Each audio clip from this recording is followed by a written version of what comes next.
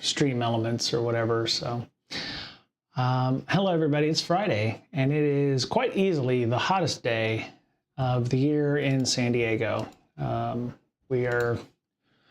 It is warm, y'all. It is we have a nice temperature right now. Let's see what's the temperature. It is, that's some bullshit. It's not 32. No way it's 86 degrees outside, or 80 whatever. There's no way. Yeah, no way it's 89 degrees. It was near 100 degrees a few hours ago, so actually it's about 3 hours. But yeah, it was very warm today in the San Diego region, and there's areas east of us that are well beyond 100 degrees. So looks like we have that trend for the next few days. So I'll get to enjoy my pool at least until what looks like Wednesday maybe, and then it's gonna get back down to a decent temperature for us, which is 77, 73, 75, 77, that kind of thing. And then it looks like it might creep up again the following Sunday. So yeah, very warm here. I think it probably hit over 100 Fahrenheit, about 40 C here, about 39 C. So yeah, not good times, not good times. Welcome to everybody, including our YouTube viewer. And yeah, we're last bunch of streams we've kind of been following along with Jeff here as we analyze some malware. And my thought was that, well, and it's not a slight to Jeff, but once somebody has played around with something for a certain amount of time, it's like, maybe I should go do one. So I have gone and looked for some malware by the name, just random stuff that was on the internet, and going to Malware Bazaar, which is a fairly well-known malware sampling site. So caveat with this is I'm going to put a big ass warning symbol. Real malware. There we go.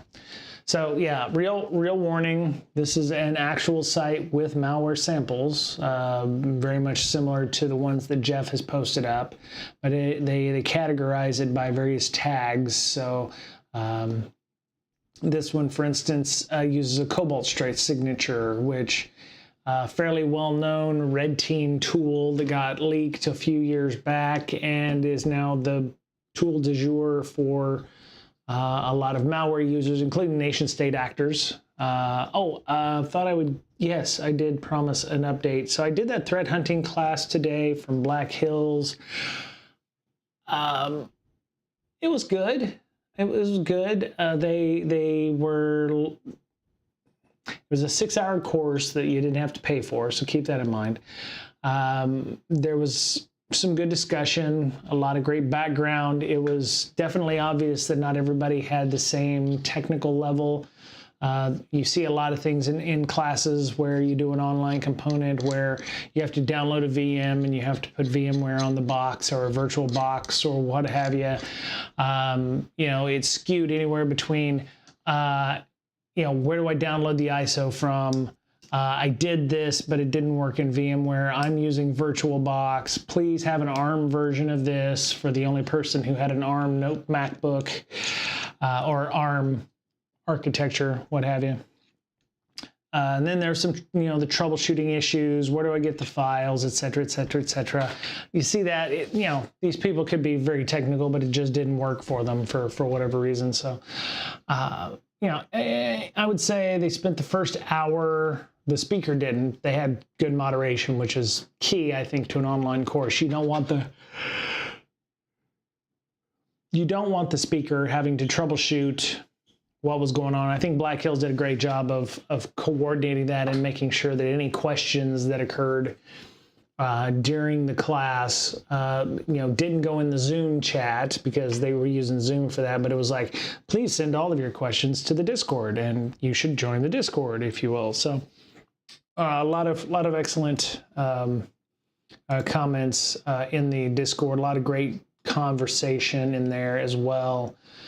And it talked a lot about RETA, which is the Black Hills Information Security tool that they said they've redesigned it from scratch. I first saw it, I think, during my SANS GCIH course. It's the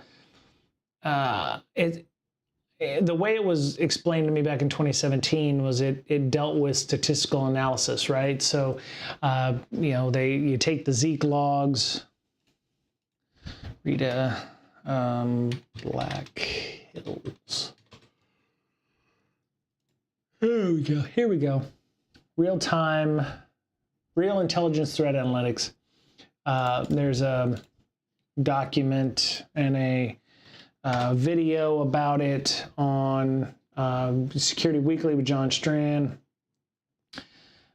Takes your logs, runs analytics on them, and says, hey, you know, you've seen these connections over a long period of time. You've seen these connections regularly. They might be indicative of things. So it's a way to do statistical analysis on the fly to find beacons or to find traffic in the system. So there's a ton of stuff you can learn about from RETA, with RETA. Holy shit, what is going on with me all of a sudden? But they gave you a VM. There were some scripts that you had to run that would give you, would install Zeek, would install a lot of Docker programs. And so, you know, this was the VM they gave you. It runs it in Ubuntu. So, and I think if you go to active, what active countermeasures?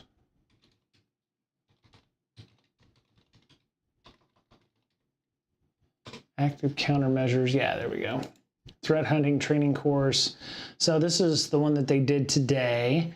They talk about it's definitely 100 level. I would say if you have any, have done any kind of work in threat hunting, definitely very much a 100 level course.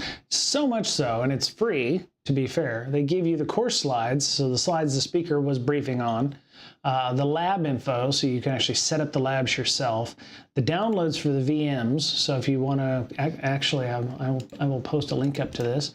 The idea is to kind of, so you'll take the advanced threat hunting course, which, I'm not gonna bag on that at all if they're trying to get leads to, pay for the threat hunting courses or for other things. Have at it. I mean, it's not bad training, right?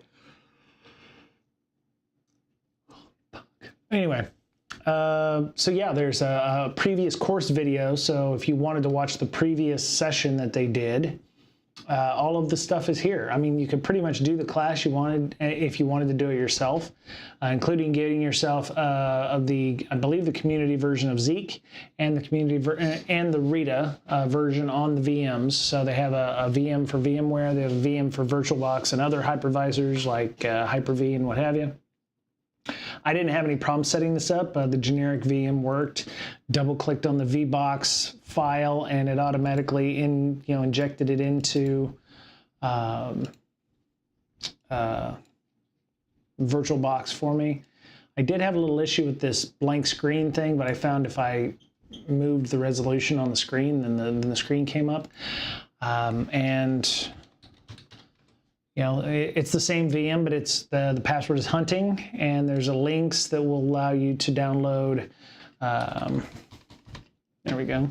It says find 2C, but if you run the VM, it doesn't give you an option for student and find 2C or C2. It's actually threat hunter, and hunting is the password. Hunting like HUNTING, and then you go in, download the GitHub stuff, and you run this script. And it will install Zeek, it will install RETA, and it's, I don't want to say foolproof, but I was able to do it and I didn't have any problems. So that's how good the instructions were, or that's how good the script is in terms of making things work. And then you download the labs. So the labs are right there in an S3 bucket in Amazon. And you unzip the labs, and they'll give you 4 or 5 labs that you can go through and walk through to work with. You know, similar tools that we've been using here on the stream, including Wireshark. So you're going to use some Wireshark. It is an Ubuntu box, so it's not a Windows box. But yeah, you know, I'm going to go back through and do the labs again. But I did find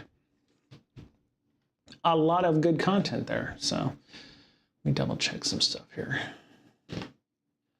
It's Friday, so, you know, knowing my luck, have to deal with any kind of bullshittery. Actually, last week would have been that time, but okay, close that. Everyone having a good week? How was everybody? I know I was just on, Wednesday, so it's only been a couple days, but I hope everyone's had a good end of their week. I actually had a one-on-one with my new manager, or Skip. I haven't figured out where we're going to fall in our organization yet. But he's, you know, he has a lot in common with me. We both lived in San Diego. I live in San Diego, but he's lived here. He worked at an organization I used to work at. He's had experience. He's had experience with some government programs that I used to work on, that being like the NMCI project from back in the day. And it might be a very distinct possibility that I will end up going to Scotland at the end of the month, which I told him, I prefaced it by saying, don't send me if there's no value. You should probably go because the events we'll be working on, you probably should, you know, understand and network, and, you know, some of the teams you'll be having to interface with potentially will be at that event, so you may want to network as well. And he says it's a little more difficult for me to travel because he has a 4-year-old and a 1-year-old, and you know, he doesn't want to leave his wife in the lurch. And I was like, I understand that. I told him conversely, I want to make sure that my wife knows I'm going to Edinburgh or not. So, you know, having that decision down would be good. So maybe that the week of the 22nd of September, I will not be streaming. You know, very similar to Dublin, where I thought, oh, I was going to stream, and then I ended up not. So we'll play it by ear, and we'll just continue on. I'll let y'all know if I'm going to be taking work break because of issues. So I'm going to shut this off here. Where is it? I do want to play with the Rita stuff more, and everything's already running, so and installed. So I'm just going to power off the machine. And then I'll be able to play with those later. So anyway, so we've been following along with Jeff's excellent content. You know, got some stuff from Malware Bazaar here. And so, you know, I thought maybe this little bird needs to be kicked out of the nest, and I'm going to go play with some stuff that I haven't played with before or has not been covered by that. Remnux. Crap. What's the Remnux user? I thought it was Remnux. R-E-M-N-U-X. No! Wait a minute. Don't do that. Remnux user. I actually went outside at lunch when it was 100 degrees. My wife said, "What are you doing? Are you stupid? Don't go out when it's super hot." And oh, malware's the password. Okay, Remnux. There we go.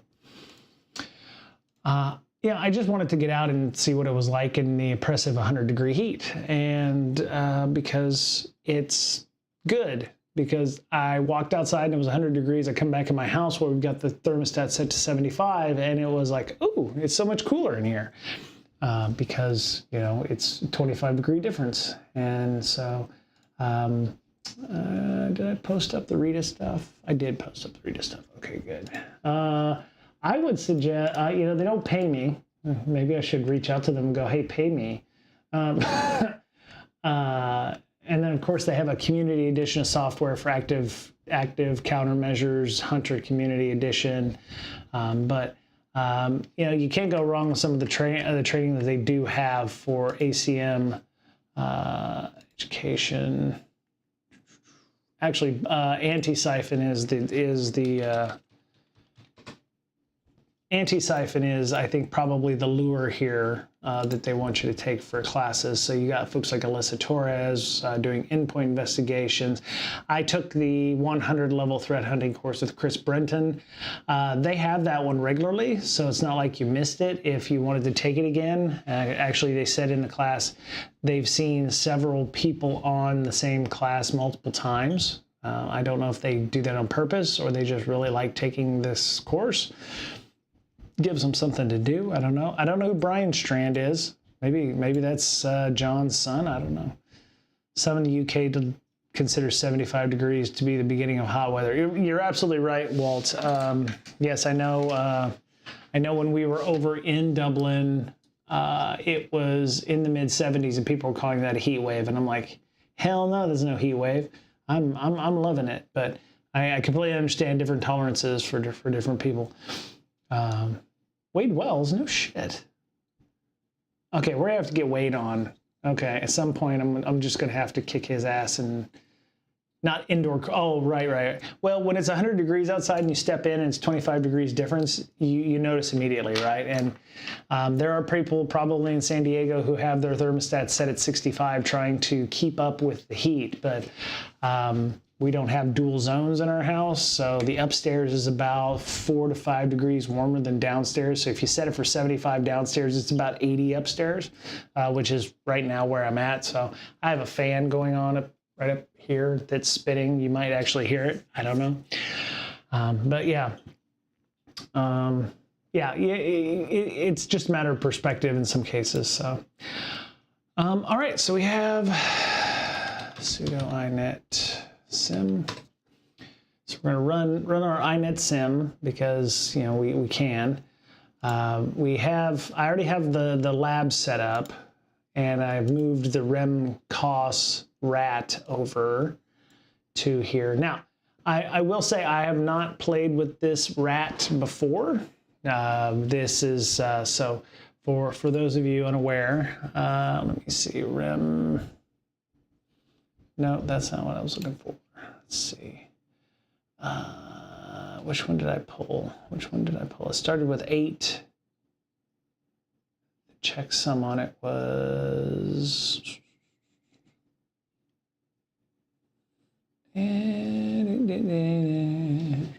RemcosRAT. Yeah, it's one of the RemcosRAT ones. Oh, wait. I can minimize this, minimize that, minimize that. All right, so it starts with 8FB because it was a specific variant or specific version. So 8FB. There we go. Okay, so it's this one here. Dated today at 2:41 my time. No, UTC. 2:41 or 14:41.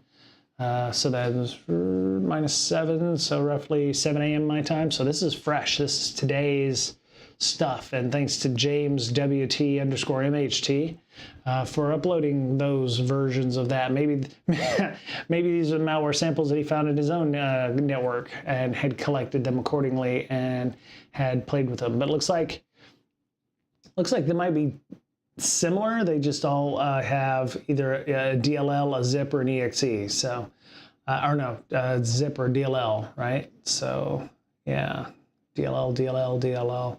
What does this say? Private market, private. Yeah, private market -com or something. God, that is an ugly font color. Yeah, there we go. Private market -com, RemcosRAT, and a zip file. So, interesting. So I don't know anything about RemcosRAT. So let's go ahead and go read up on what it is. All right. So according to Malpedia, which comes from malpedia.fraunhofer.de, so you can go take a look at that. There we go. It is remote control and surveillance software and is a commercial rat to remotely control computers. It's advertised as legitimate software.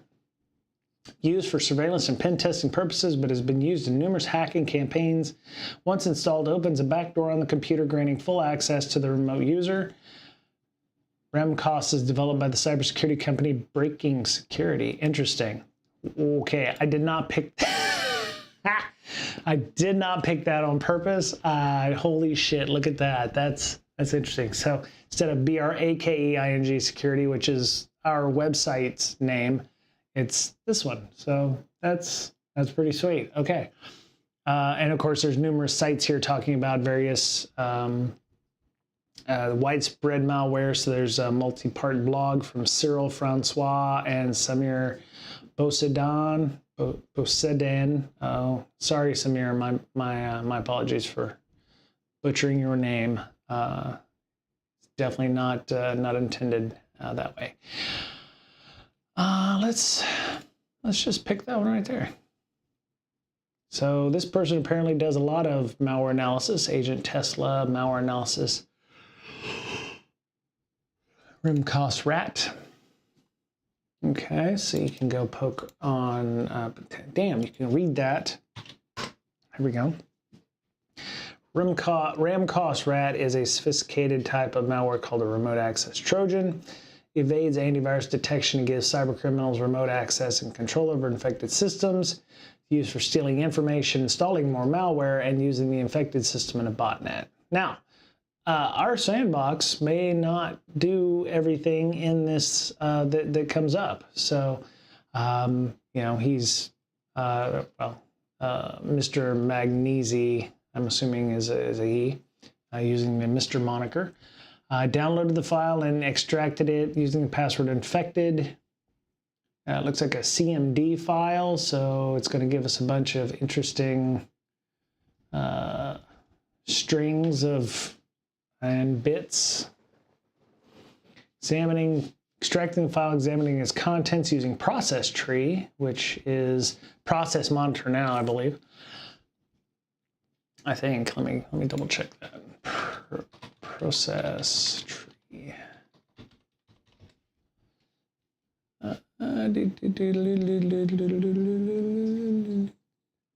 Oh, also one other thing. I tried using process spawn. Lady P, long time no see. I did try using process spawn control just by itself without command watch exe. Unfortunately, I still had issues with it locking up and being unable to clear the notifications.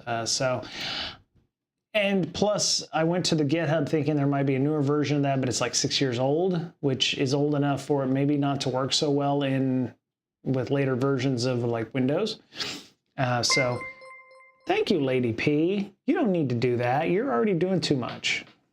Yes, I'm actually streaming. I streamed on Wednesday, Lady P. I was, hanging out and analyzing malware and playing around with some stuff from Jeff. So today I'm actually going to analyze something that Jeff didn't analyze necessarily, called RemcosRAT. So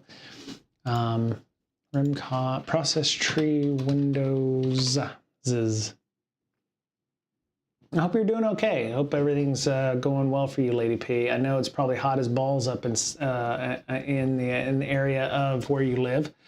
As I was telling people before you showed up, it was 100 degrees here today in San Diego, and I could probably throw a rock and hit the ocean. That's how close we are. So 106, holy balls. That's way too hot, especially for Californians. I'm hoping everybody's taking advantage of cooling areas, or just said screw it and I'm heading to the ocean or something, because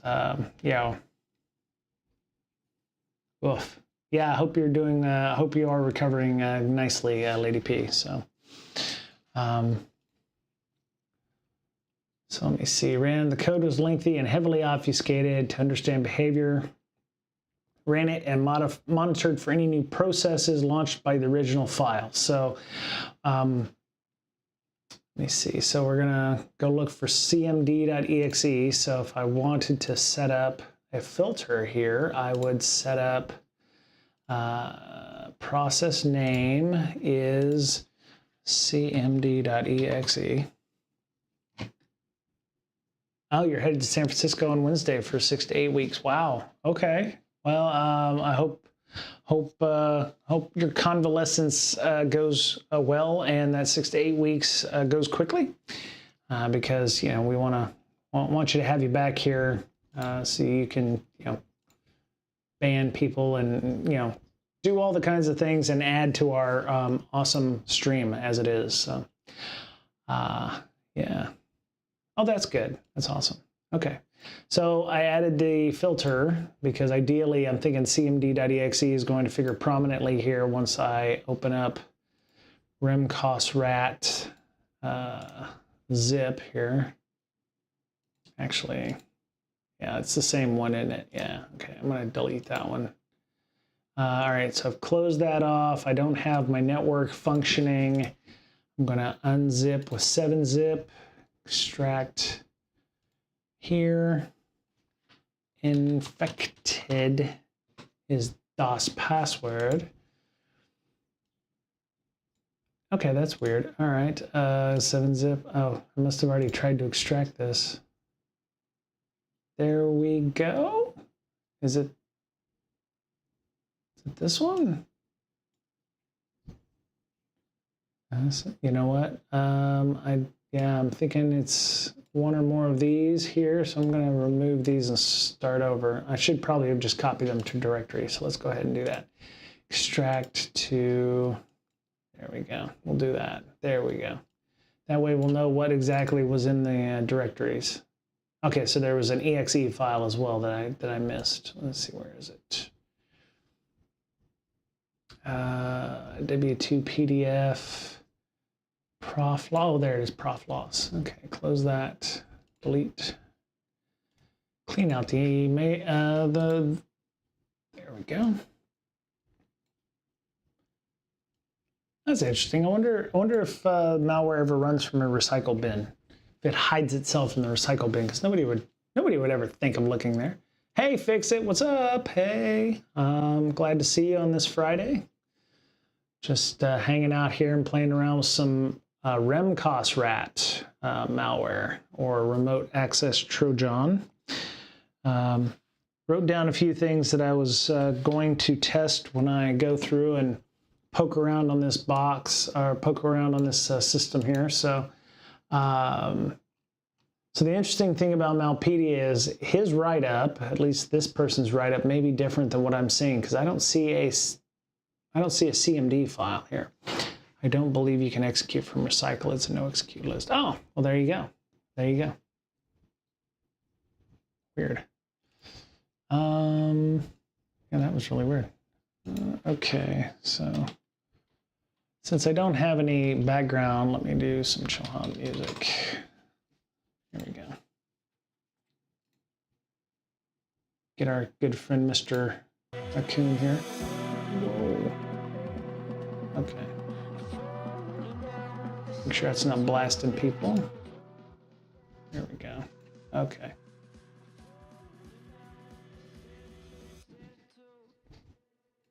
All right. Now I can turn my own volume down a little bit.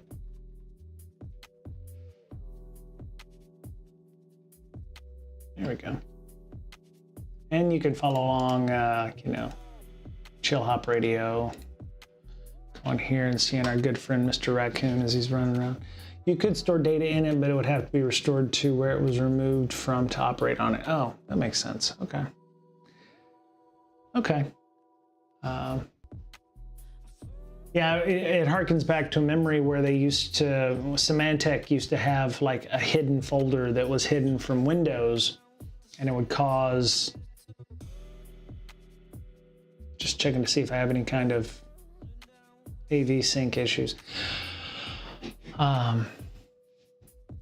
But yeah, so I mean, they had the ability to hide from Windows, and malware people found out you could hide stuff in that hidden folder and Windows would not find it, or it wouldn't, Symantec itself wouldn't scan that hidden folder because it knew better to not, because it was whitelisted. So All right, so this is not a good write-up because this doesn't explain what we've got going on in here. We have a CMD file, but let's go ahead. Let me see, detected easy was what he was using to look at exe files. So let's go and grab the exe file, which has a PDF icon on it. So we're analyzing. So what we see is it's a C++ file, uses Visual Studio 2008. It's been signed with Windows Authenticode. Ooh, interesting. Does that mean that Windows trusts that? It sounds like it might. So that's interesting. Let's see, what else can we look at with it? dnspy. Go to dnspy here and open that one up. And we're gonna pick a,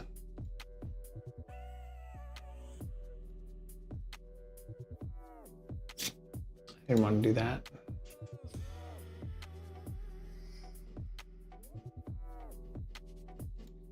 All right, and then we will, yes, I remember the Sony rootkit as well. Yes, that easy. If you remember the Sony rootkit, your back probably hurts right now, so your knees probably ache too. I had leg day, so yeah, my legs actually do ache a little bit. That's funny. Let's see if we can drag that in here. All right, so profloss, stimment, and W2. So there's a DOS header, and we can see what's in the DOS. Okay, so if I remember from Jeff's original discussion of malware, something with a 5A4D has like it's an exe, or it's executable kind of thing. Let me see what else. Okay, so file header. We have timestamp is November 22nd, 2017, which may or may not be realistic, 12:36 a.m. Oh, that's good, Walt. That's good. Optional header information. So there's some additional values here, which doesn't make a lot of sense to me, but for those of you who analyze malware or know the deep magic on files and metadata, that does mean something to you. Name text 000. Let's see, our data. If you're like Brian, you're being too methodic, probably am, but that's okay. Because I'm just trying to make sure that I'm doing my due diligence on it and looking at all of the things with regards to this. Okay, so that gives you the location, PE header. Okay, so that's all of those bits. Okay, cool. So I don't see anything that would raise a red flag or anything. Of course, my knowledge of dnspy is fairly rudimentary. Let's go back to detected easy. Anything interesting here? Nope. Okay. Maybe this, nope, file detector, YAR rules. May not find anything. Okay, so YAR rules, I didn't know if it actually makes a connection somewhere to look. Let me see if it tries to make a, okay, so Dante, all right. Okay, so looks fine. I can do automatic, there we go. Okay, so we can actually look at some of the other files too. What's this? DLL. A DLL is just an exe that wants to be more than what it is. Operating system, Windows Vista, 32-bit. There's a, what did he call that? He said you had to have 32-bit to be able to analyze it. I forget. I think it's PECIV. If you wanted to PECIV it looking for artifacts, you have to have the 32-bit version of that, which we can pull because I have not I haven't activated my trap card yet. Let me see, let me go through here and grab think I downloaded both 32 and 64 bits of box shared, zipped malware. No. Just that right there. There we go. Auto mount. Okay, so if anybody has any questions, I'll attempt to answer them for you, or some of our esteemed colleagues in the chat will do their best, or we'll Google it and find out what we can find. So if you've got any questions about what I'm doing, yeah, there's the Civ 32. Copy that one in here too, just in case I need the 32-bit version. What was the other one? There's another thing that he said. Parse hashes. We got Rat King parser. We may poke around with Rat King parser later on to see if it will actually analyze this rat as well. Why Windows? Tricky, why not Windows?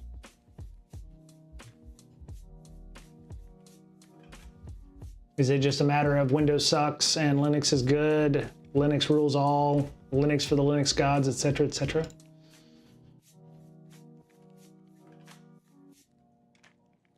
The simplest explanation of why Windows for me was that was what I set up my lab with using Jeff's instructions here, which has a Remnux box and a Windows box. So I have a Remnux box as well that, you know, if I...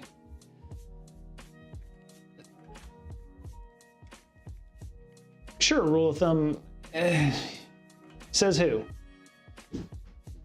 I know it sounds like an asshole question, but you know, rule of thumb based on who? I think it really depends on what you feel comfortable using.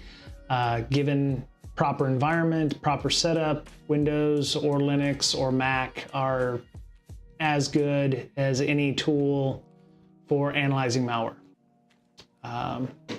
You know, as a matter of fact, the class I went through today with threat hunting uses Ubuntu, but I know that even SANS has a Windows VM that they will they use from time to time. Ding! There we go, Lady P. Thank you so much. That is of course the only correct answer. Lady P said there. The operating system is the one you can move around in easily. I have my Remnux box open as well, which I can pop open. I've got it sitting right here where I can go and analyze tools and things on it. But you know, it's sometimes you like a nice GUI. So yeah, see, Lady P's, I doubt it. She's been using it longer than anyone else has been alive, but yeah, just use what you feel comfortable with. You know, there's different strokes, different folks. Some people will only, you know, analyze malware in OpenBSD with, you know, only the finest of command line objects and what have you. Some people like a nice, well-ordered UI that doesn't suck. So, and don't feel bad about using Windows. Don't feel bad about using Windows. All right, so dnspy, I already analyzed that. I didn't find anything interesting there. I've got a non-Windows shell box open here. What I wanted to do was go desktop. There we go. And so I'm gonna go, actually, let me, if the font size is not good for y'all, let me know. Yeah, welcome, Tricky. Thanks. Yeah, no, I appreciate that. Thanks, Tricky, for showing up and being here. First time, don't want to be brusque. I'm just, I've been on Reddit recently, so everybody's like Windows is God, Windows is God, garbage, Linux is God, and what have you. And so I use both equally, and I can get around in both well enough if I need to. My experiences trying to convert completely from Windows to Linux is the stuff of legend, and in my streams, including several rants on why Linux fucking sucks from a certain point of view. So, it is what it is. So, oh, that's not what I wanted. Yeah, okay, so let me see, PE. Civ, And then I wouldn't say you missed out on it there, Tricky. Yeah, the biggest issue for me was it's 2024 and I still have to look and make sure that this is supported by Linux. And until I don't have to look and say, oh, this is supported by Linux or it's not, Linux ain't there yet. So when it is, then we'll get there. All right, 8.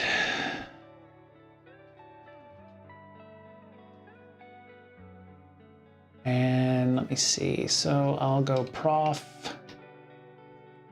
I don't know if that's going to work. Let me see. Okay, so PID. All right.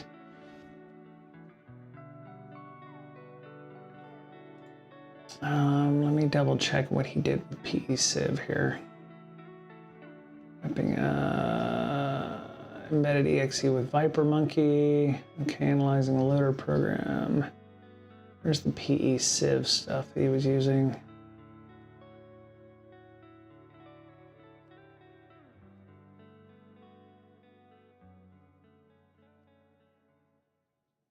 Procmon. Is there a... Okay, good. Where's the PE-Civ bit?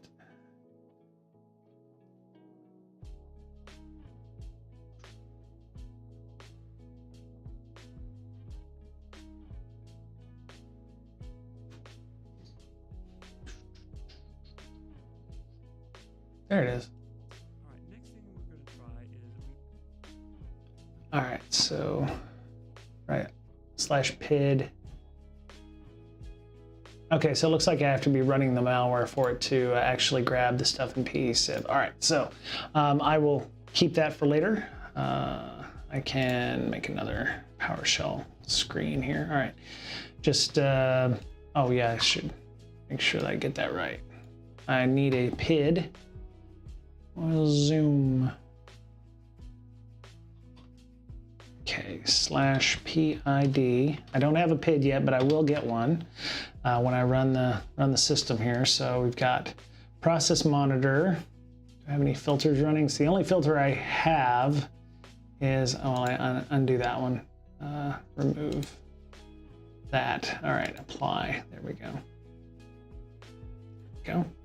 All right, so the only thing not running is the stuff that I did before I canceled out what was going on there. So, all right, so we're gonna start this, and we should get some pop-ups for Google updates or MS Edge or what have you. Okay, cool.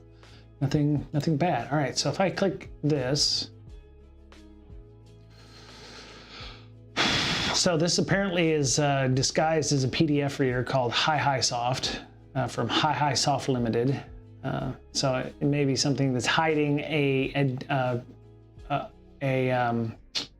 artifacts inside of it as an alternate data stream, or it may be compiled with something inside of it and just, they've managed to make the file description and company something that's funny. So I'm gonna double click on this. See, this is why we make mistakes, and this is how we get infected on stream. So the only thing that stopped it was Command Watcher. Now is looking for search protocol host. Okay, filter host exe. All right, so this is the exe file for what's going on. Okay, and I should be seeing activity here, but I'm not seeing anything. Interesting.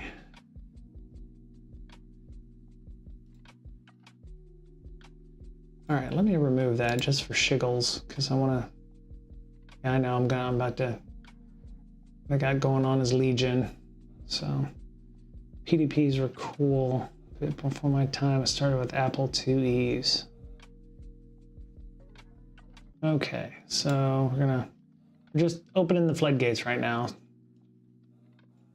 All right, so what we have here is looks like we've got something called Cisco updater.dll. So we do have a command.exe here, so I could potentially go and filter for that. So we'll go process name is cmd.exe, add. apply. All right, so we've got some there. So I'm going to go ahead and allow this to resume. So we have what kind of stuff do we got going on here? Let's see. We've got something called prefetch command.exe dash. Here's a PF file. Maybe that's not anything. Maybe it is. I don't know. But we do have some registry keys being opened by a cmd.exe. We have a thread process. Let's see what this is.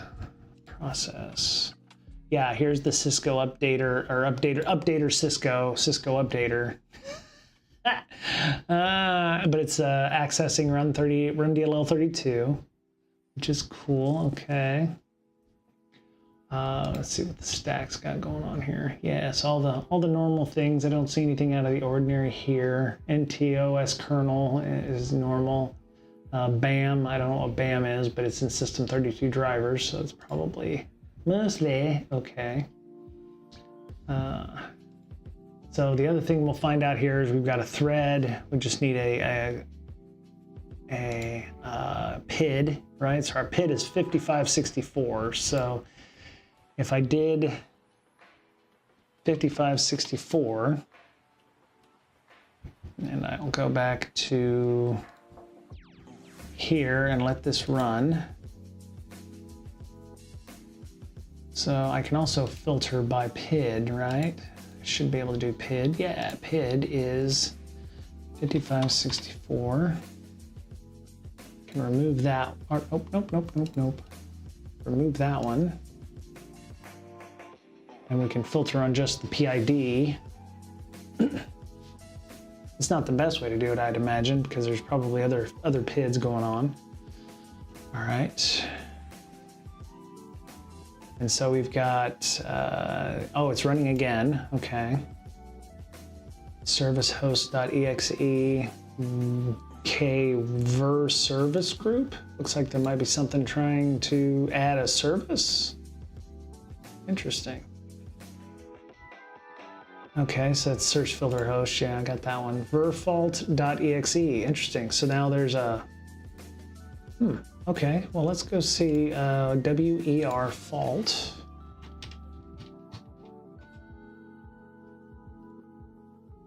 Windows error reporting. Okay, so that's what that is. It's not ver fault, it's verfault exe. So that's Windows error reporting. I'm trying to figure out if something's trying to shut it down, maybe? Could be. Okay. WDI system host, service host, okay. So there's a service host. Wow, okay. Windows Error Manager upload. Interesting. All right, fix it. Take care. Hope you have a good night's sleep. Be safe. All right, so it started up again. I'm gonna take the filter for 5564 off. Just do command.exe. All right. So far we've got a few things. We've got something in Windows prefetch. Oh, he also says if we ever have a write. So that was what was the other? Operation contains write. So you can go and what this will do is show us when things have been written to memory or to add, and then apply.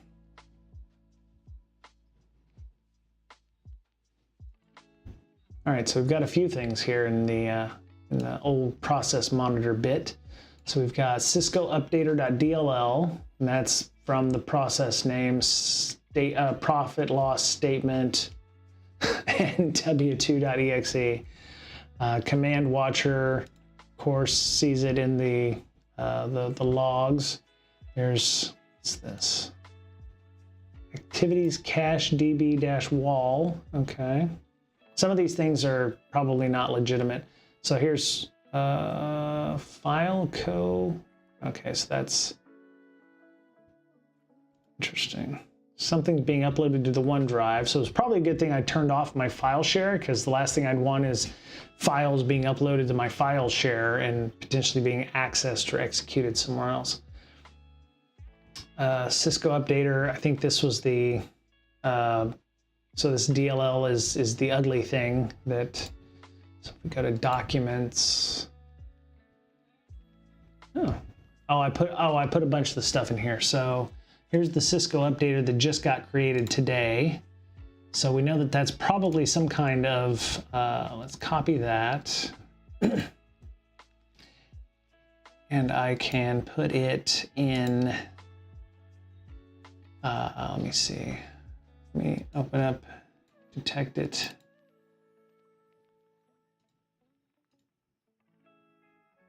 Detect it easy, all right. And then Cisco updater. So we got something running, ASM guard 2.sg. Interesting.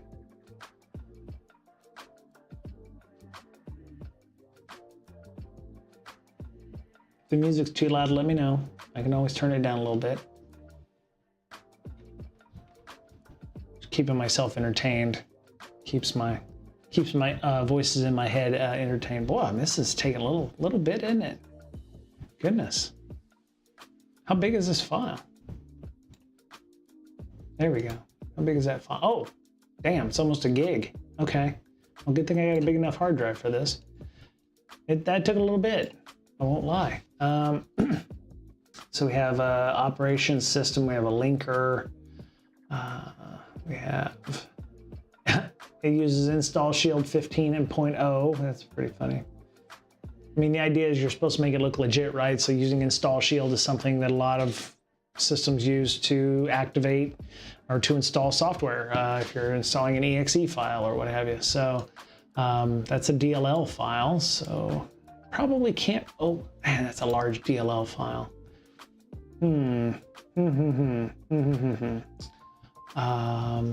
Let me go command watcher. Did we have any kind of,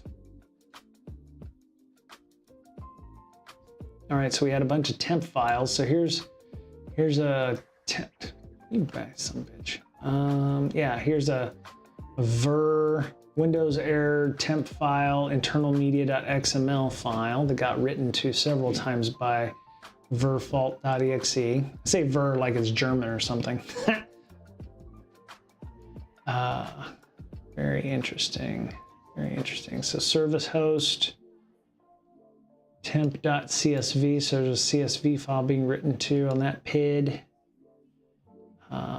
Here's a PF file, search filter host. That's in prefetch. EVTX. Those are event viewer bits. So Windows Event Viewer logs, right? Live ID operational. System log 1, lab user, NT user log 1, okay. All right, cool. Well, so far so good. We're finding a bunch of stuff, or it's finding a bunch of stuff. Let me see. Wireshark is running its PCAP files. If anybody has any questions, I will definitely attempt to look at the malware that's running on the system and figure out what we're doing. Okay, so minimize that. Detected easy, showed all looking very official. Uses Visual Studio, uses Microsoft's Visual C++, has a linker. It's a really big ass DLL. I mean, like huge. So that means that there's got to be something running inside of it. Search filter host. I wonder what would happen if I changed it to an exe file and ran it.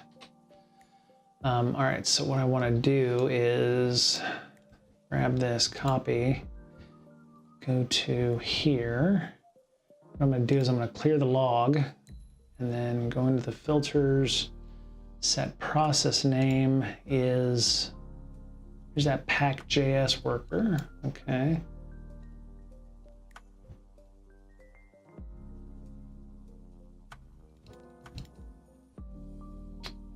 Damn. Okay.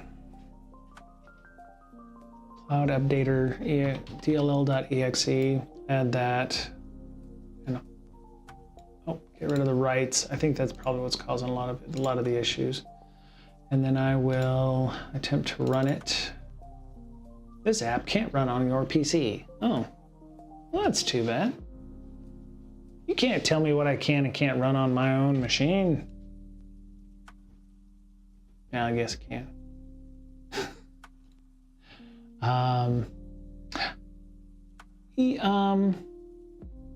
Hey, Tricky, just to ask, for the folks that told you that Linux is the rule of thumb, did they give you any idea on how you would run Windows executables on a Linux box? Is it you install Wine? Do you install? Well, no, it doesn't belong to Mickeysoft. That would be Disney, wouldn't it? No, I get your point. It's yeah. Did you install Wine, which is, you know, Windows emulator, and then you run your exes that way? I mean, how would you analyze an exe in Linux? And maybe that's a video for another time that we all can sit and enjoy and watch.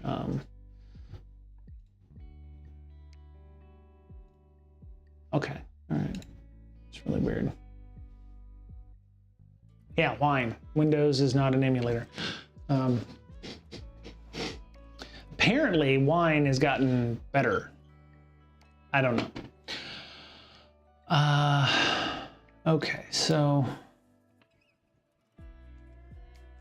Oh, okay, cool. Yeah, and you know, to be fair, there's, I mean, normally, and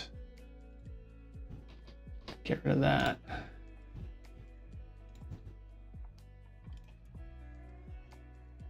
Properties. Security, details, install shield, CLR wrap.dll module, interesting. Flexera, okay, there's a lot of interesting bits there for that.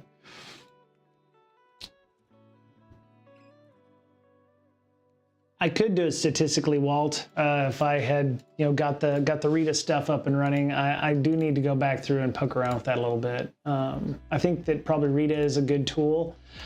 I just hadn't used it much for threat hunting or, you know, analysis. So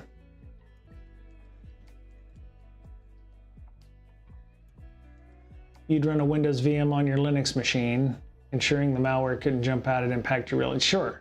So I've got Windows running two VMs. One is a Linux VM, one is a Windows VM. They're both networked so they can only talk to one another, which. Let's see if there's anything, speaking of networking and they can talk to one another, let's you know, shrink down the font size here and see if there's been anything interesting poking, you know, 10.10.10.3. So nothing out of the ordinary yet. That doesn't sound right. According to what it was, this Remcos, it says it would actually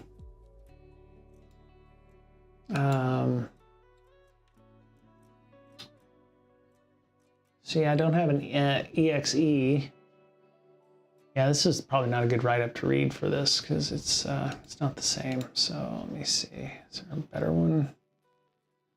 This would be great if you had the actual copy and the actual version, but because I have a different version from the one that they're using, I would have to start over again. With one that matches their, you know, their hash. So E854. Lady P doesn't by hand, she just blinks and it reverses itself. She didn't have to wrinkle her nose or anything. It just like, oh shit, and then it reverses itself, and then, you know. She knows the deep magic. 100%. 100%. Yeah, LNK files. Yeah, there was another file in here, right? regrets his life choices. Yes, yes. Oh my God, yes. It's like, oh shit, there's Lady P.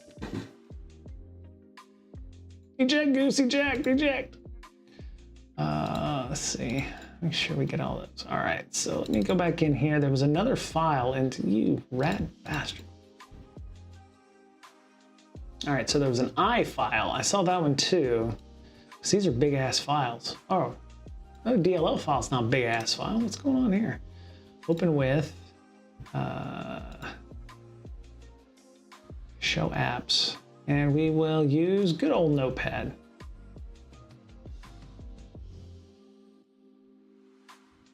Okay, so that doesn't tell us much. It's just garbage here, or it's been encrypted some way or obfuscated.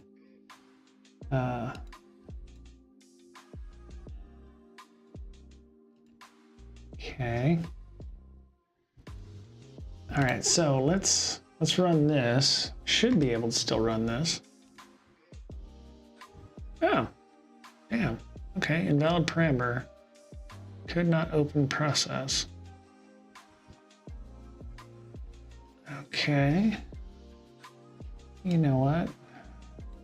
It's not going to hurt anything by putting those 3 files on the desktop anyway, so just in case I haven't pooched it, let me get rid of this. I can go back in and actually filter for process name is prof.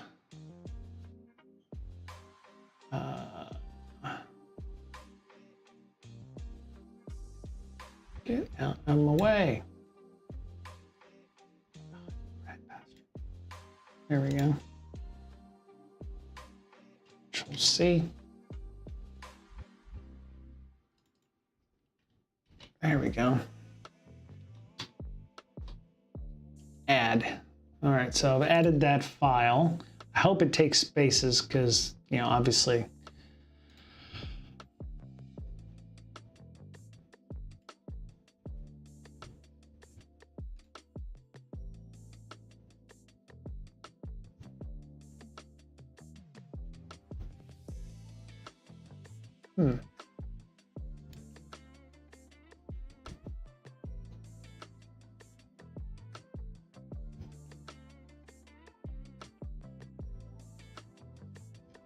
Well, that's interesting. Okay.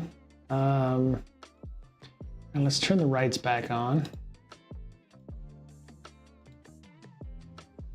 Been any writes since?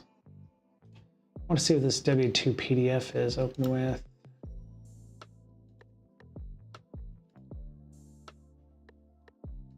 See, with Linux, you would just go in and go file and whatever .i, but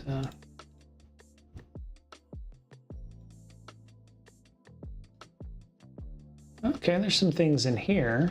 God damn.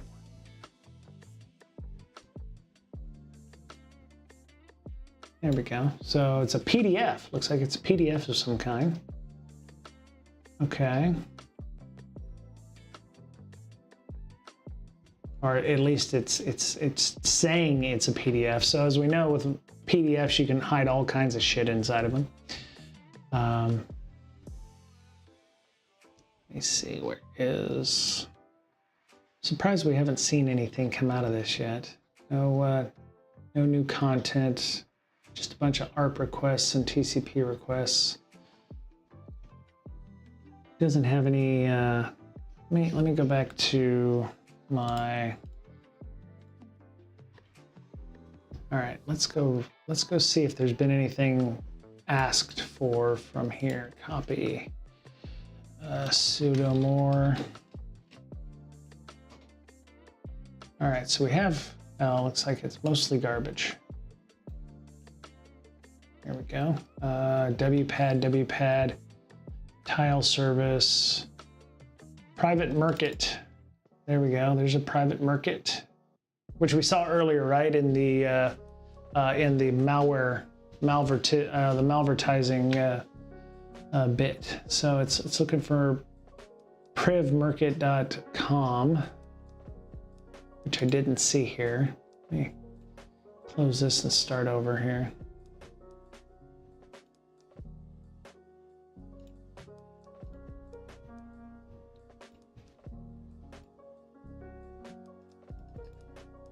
Okay, so there's...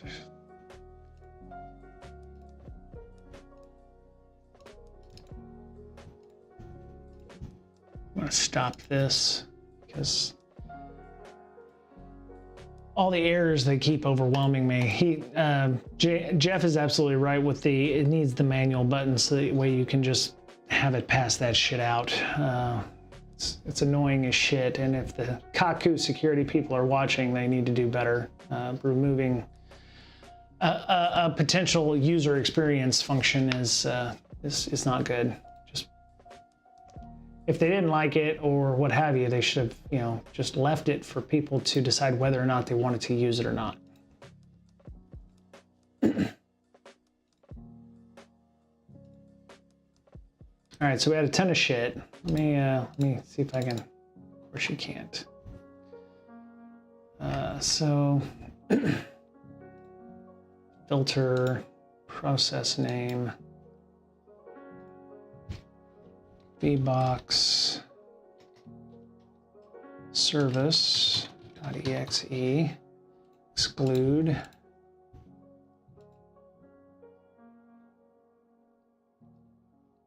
VBox tray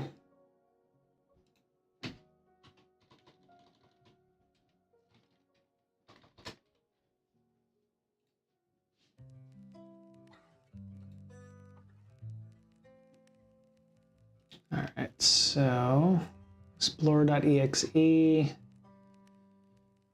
write operations, let's go. Okay, so that one's gone, we can remove that. Should have gotten the PE-Civ stuff when I had a chance. All right, logs.txt.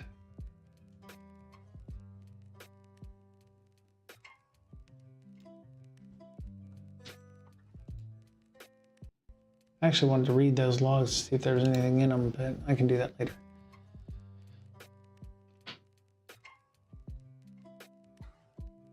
All right, so we have a bunch of explore.exe extensions, or explore.exe actions that are of a write nature.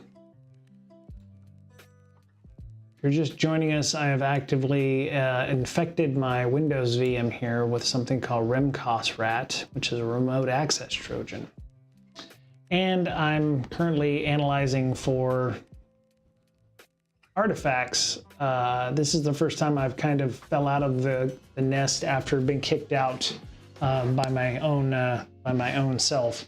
So I'm attempting to analyze this, looking for things that are kind of important. Let me go see if, what would we, system informer, PNSpy, Civ3.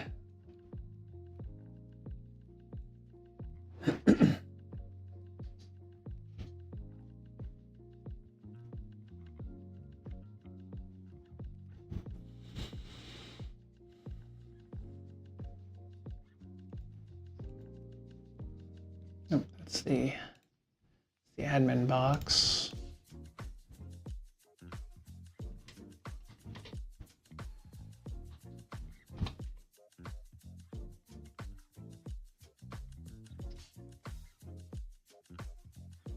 That's not gonna work.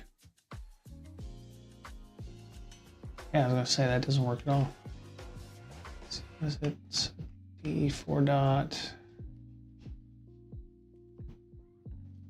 Right.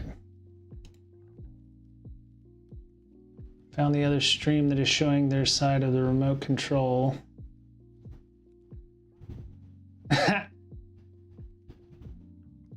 Oh, so there's a stream that's running, analyzing a RAT and looking at the, what happens to the machine on the other end. That's kind of funny. I mean, technically that's what I should be doing, but they must be showing like the C2 or something like that. They must have set up their C2 infrastructure to take requests from this device whenever it comes in. Okay, so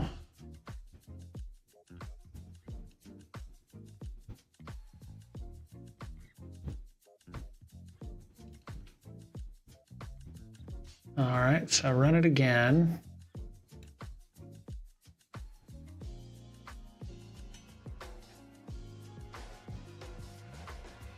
I'm looking for that. There we go. All right, so resume. I should be able to pull, was it 1908? Hey, Digital, what's up? There we go. All right, so we scanned it. It actually worked this time. Could not set debug privilege using raw process. Oh, you know what? Let me try running that in an admin console.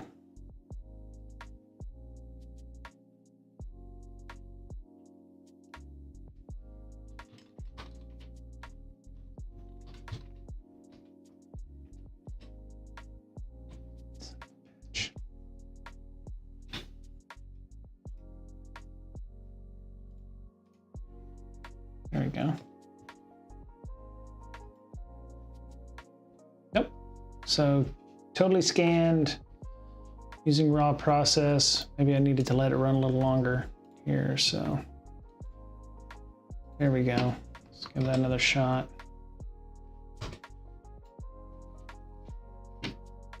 You're an asshole. Come on now. Oh, that's interesting. There it goes.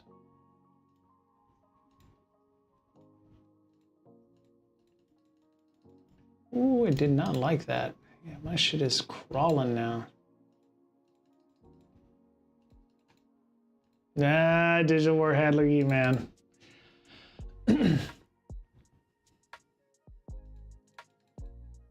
So the updater Cisco thing, yeah, I think the updater Cisco was the 1 GB file. It created that from something.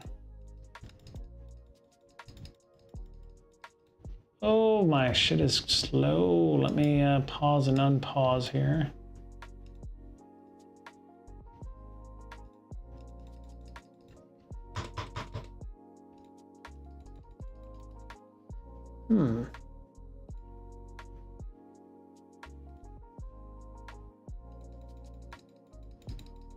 Well, so Digital Warhead, that's why I had the separate terminals open for, oh, my shit is hung. Okay, let me.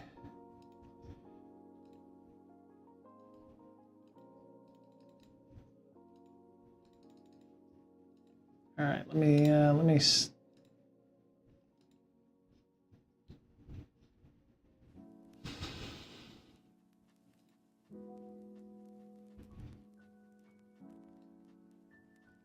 Oh, it is. Okay. Yeah, this is like process spawn control. It's happening so fast and is taking up so much time and space. It's gone all wibbly wobbly, timey wimey.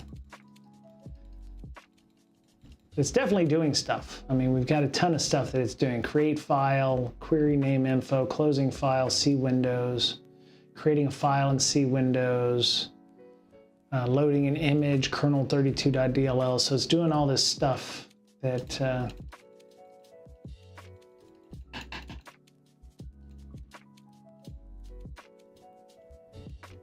let me close some stuff. Let me see. No, not task manager, no. There it goes.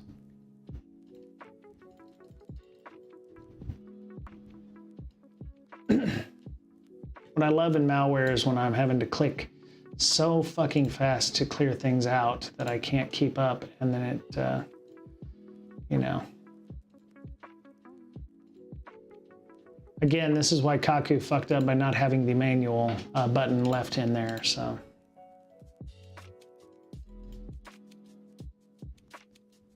All right, so.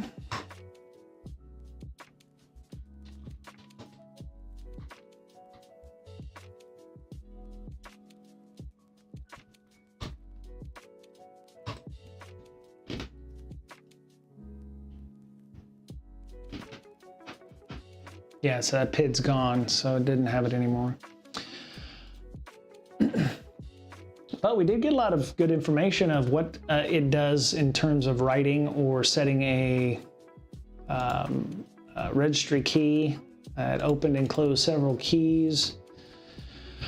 Sysmain.sdb. Okay. So let me see. Load image, create file. So I did create a file in prefetch. So maybe it's trying to hide something here in the prefetch. Or maybe that's what it already does. Let me see, Windows.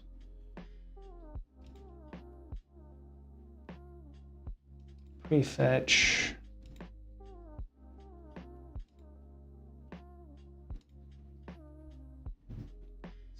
PF file, there's 7-zip. Yeah, these are just prefetched files. Maybe there's nothing. I mean, if you wanted to hide something, a prefetched file would be so innocuous you probably couldn't tell, right? There, it's there a couple times.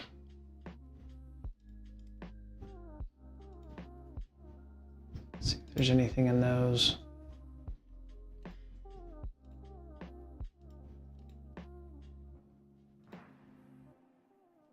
Yeah, it's nothing here. It's just, it's the same stuff we saw previously, so.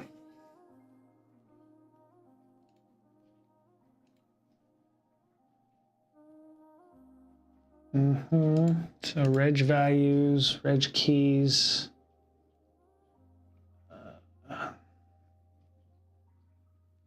Redirection.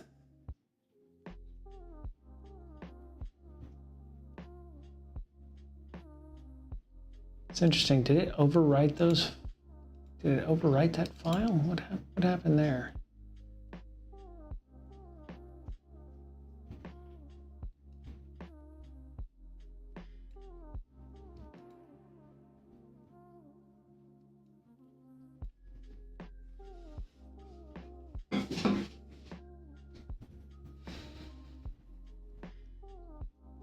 Okay.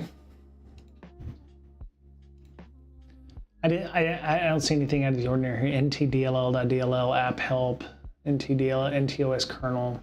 That's a kernel file. That's userland. K is probably kernel. U is userland. So that you know which ones are user files and which one are the kernel files. Okay, I don't see anything out of the ordinary there.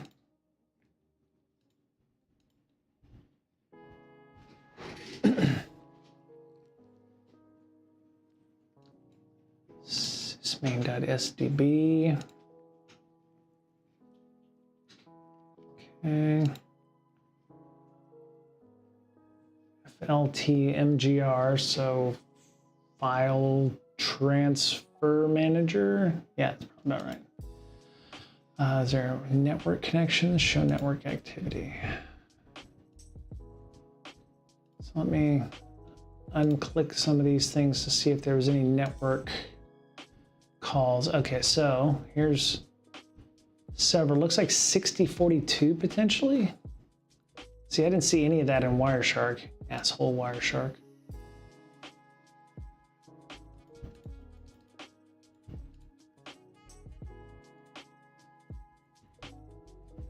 All right, so it made several calls to 6042. So I will, which of course, you know, now I realize that sudo netsim isn't running, but I want to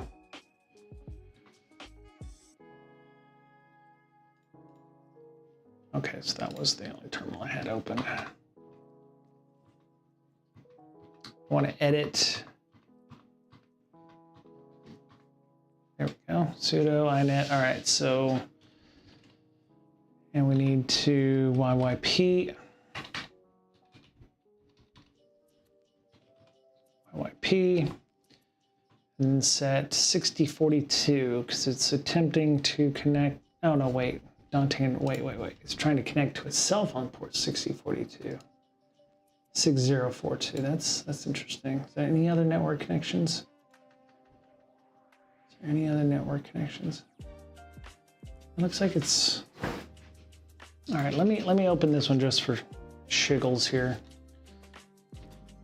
6042. All right.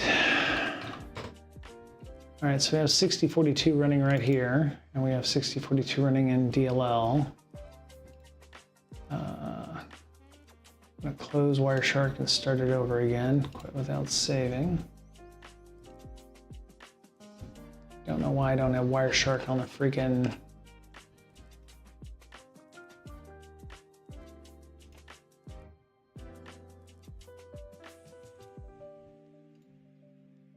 There we go.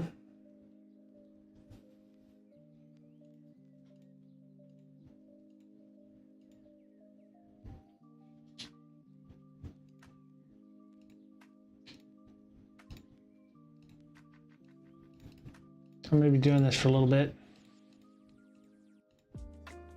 So I have to, oh, you know what? No, I don't have to keep that running that for a little bit. Jesus.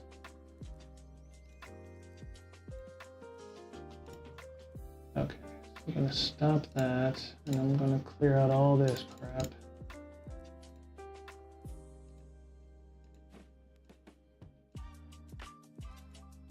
There we go.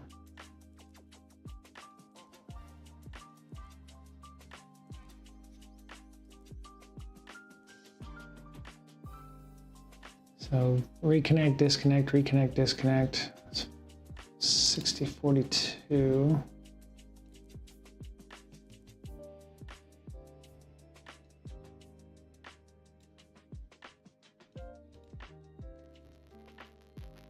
Yeah, it's really weird. So I know that, yeah, whatever I did over here probably won't compete. Or I mean, it won't, the Wireshark thing won't show any traffic going to the system. And of course, Wireshark is hung. So that would explain why I close the program.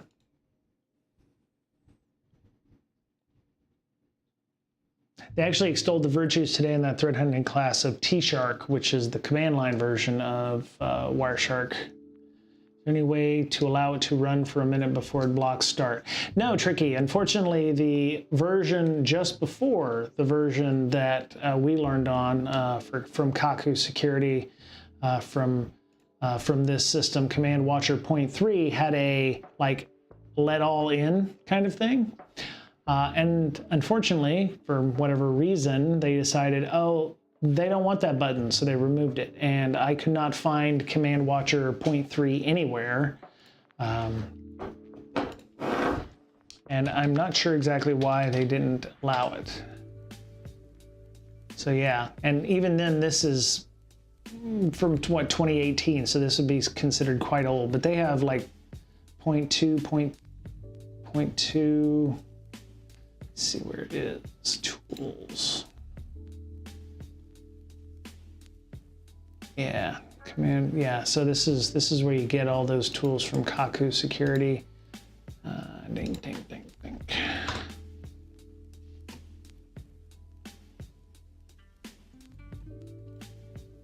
Sure. I don't know why. It's all right, I'll run Task Manager, it's fine. The Wireshark is suspended. There we go.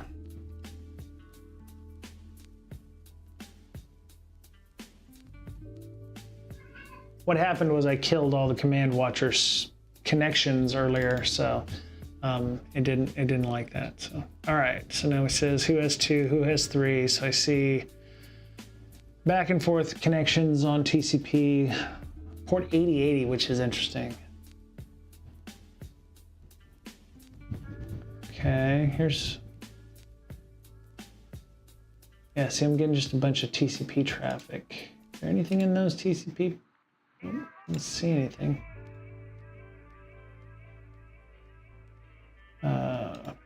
Port 8080. There's no IP addresses. It's trying to reach out to a destination, even though we did find earlier the priv market dot what have you. Let's see if there's anything in.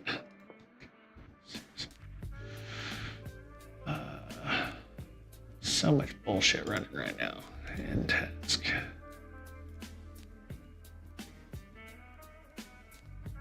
Process monitor.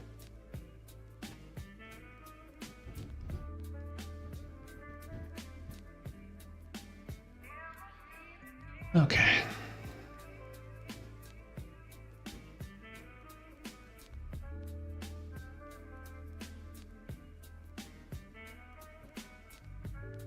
Yeah, there's no traffic that I can see coming to or from, other than the occasional ARP request or going back and forth on port 8080, but there's nothing in those that I can see that is of note. So.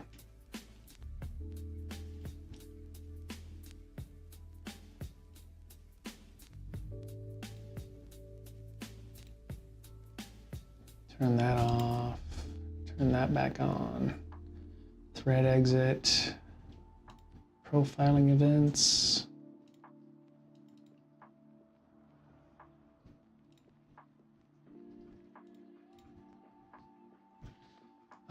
Okay, so let's go back to Malpedia. So the one thing I have learned is if I'm going to do any more write-ups or walkthroughs or anything like that, I have to find the SHA-256 hash that exactly matches the one that the write-up from Bar Magnesi from Israel had mentioned in their hash. So I would have to go to, Malware Bazaar and find the exact hash if I wanted to follow their write-up and go, oh yeah, I see that, oh yeah, I see that. Because they didn't have a cmd.exe file in here or anything that would call cmd.exe. And so, back up. So we have that big ass file here, the Cisco updater.dll, which I couldn't even imagine how to update that or open that in the files. Put that on the desktop as well. Sure as hell don't want to copy that back and forth. Move to desktop, there we go. Anything else new that was modified today? Let's see, nope, I don't see anything else. Close that. But really there's, other than the command watcher, I have looked and there hasn't been much of anything else that is, let's clear that. Start. So there's Edge update, kill that process. It just wants to run updates for Microsoft Edge, unattended updates, install source scheduler, etc., etc. So, all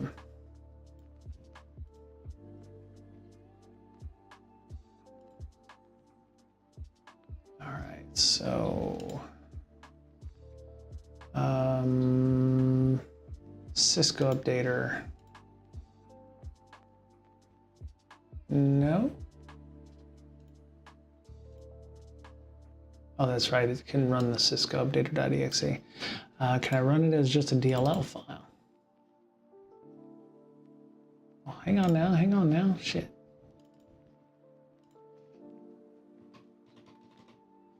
There we go.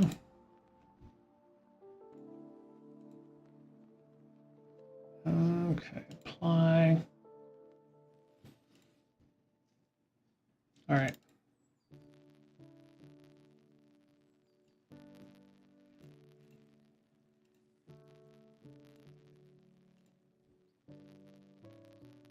Oh, it's attempting to open a file. Okay, can't do that.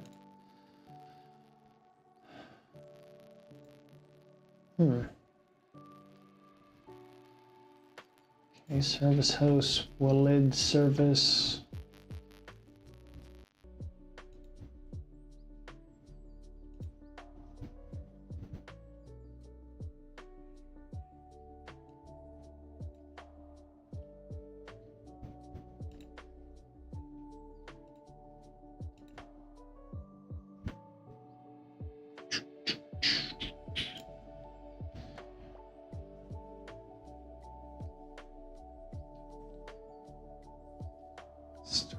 experience, conhost, open console.exe, that's Windows Terminal, PowerShell.exe. This must have been me running or trying to run. Yeah. So you did say to turn those off before you, to kill anything before a certain time before you blow up the malware, but obviously we weren't getting anything when I was running the malware, so that's why I unclicked it and now you've pooched it, because I cannot go back and get that actually I could go back, process start.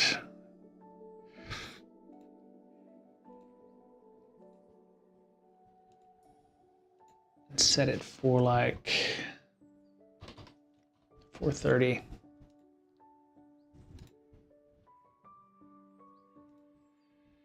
There we go.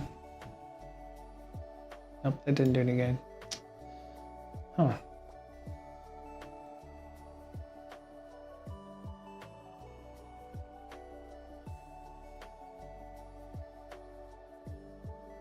So let me see, what should it do actually? Let's. Okay, so that's not a close. I turn that one off. Kill that too.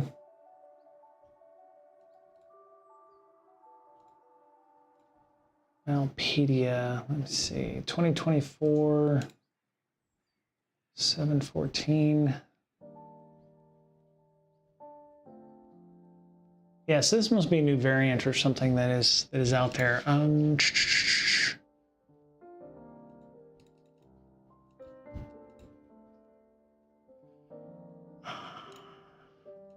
Okay, so let's. All right, you know what? Let's sneak it from orbit. It's the only way to be sure. All right, so we're gonna restart things. Turn that off. See if we got anything interesting from that bit.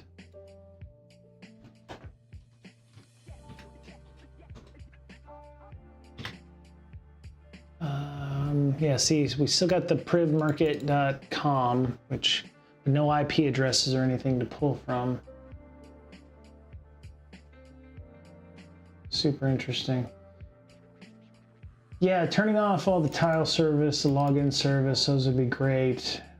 Just less noise to have to deal with, but I think it's just one of the things you have to deal with when you're running Windows.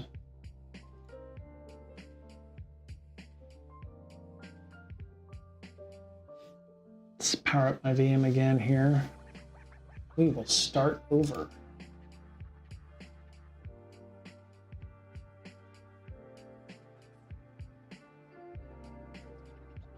And because I didn't save state, it should go back into the before state here where we were playing with malware.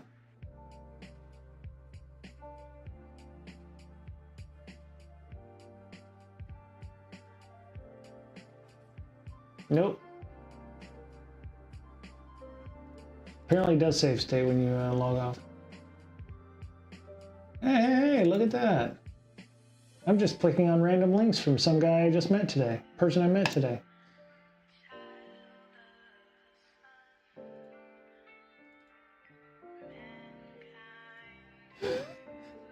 Thank you, Tricky. You are a scholar and a great person. Thank you for finding that. I appreciate you. I will, as a matter of fact, once I get my Windows box set up here, I will. You are a rat bastard. You should feel bad. No. Stop. Stop.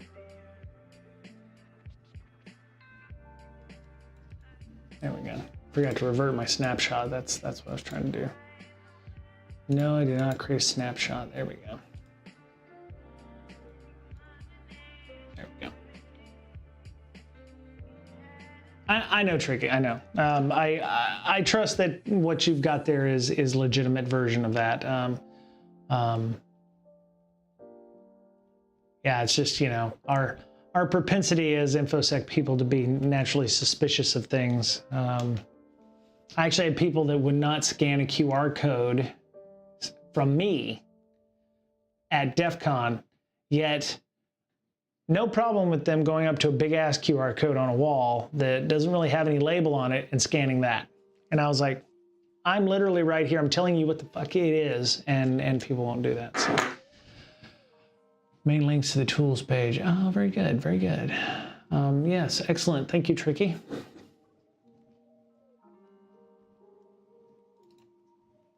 I believe I said start.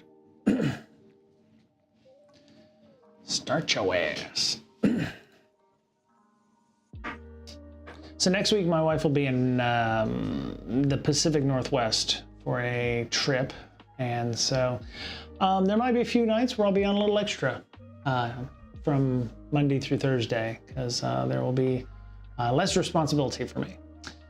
More cats probably, but less responsibility. So while I'm waiting for my VM to start up, one other thing I just recently did was I replaced the 512 gig drive in my Surface with a nice fat 2 terabyte drive of 2230, one of these, because I was running out of space. And I like my Surface when I go and travel because it's nice and compact. I can use it as an e-reader, or I can use it as a computer.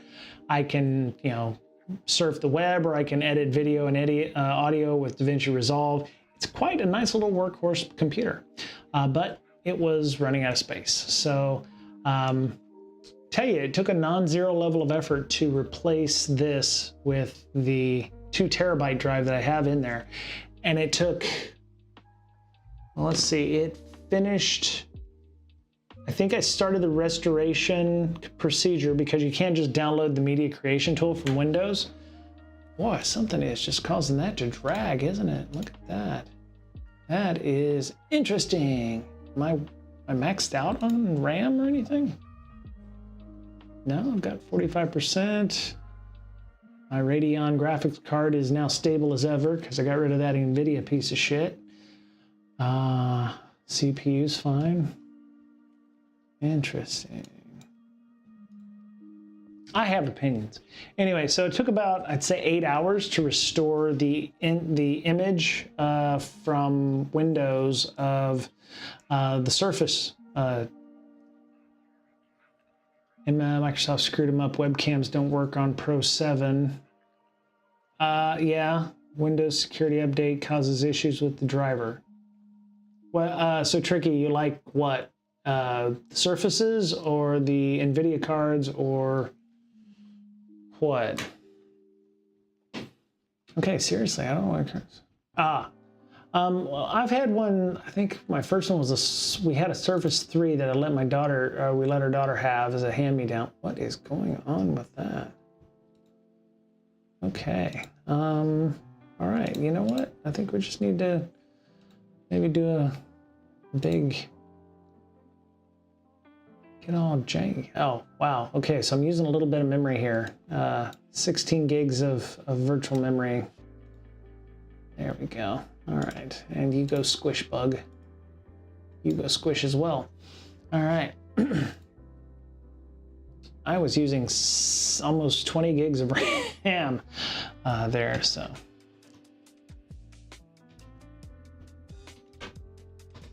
VirtualBox, start everything back up. Restore. Okay.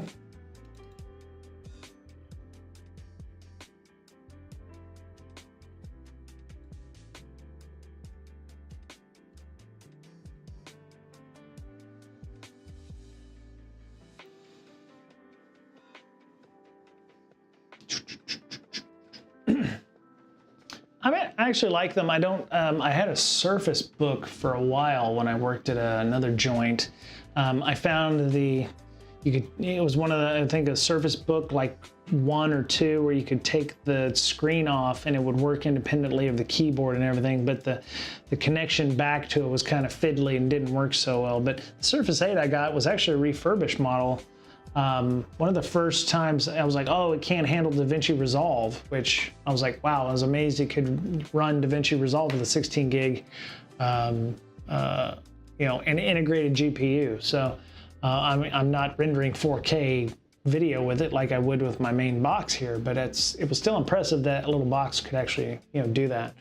Plus the battery life's fairly decent on it still, almost, what, it just went end of life in January. So I did see quite a few people using it with Linux. When I was at B-Side Seattle last year or two before, somebody was running Ubuntu Linux on it. I think he said the only thing that didn't work on it was the wireless driver.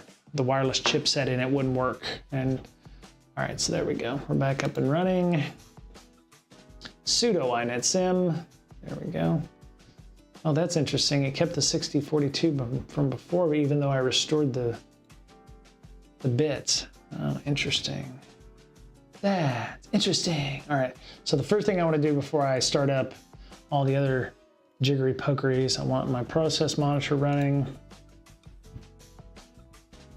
Okay, so that's, so the way, seriously? Fucking Windows.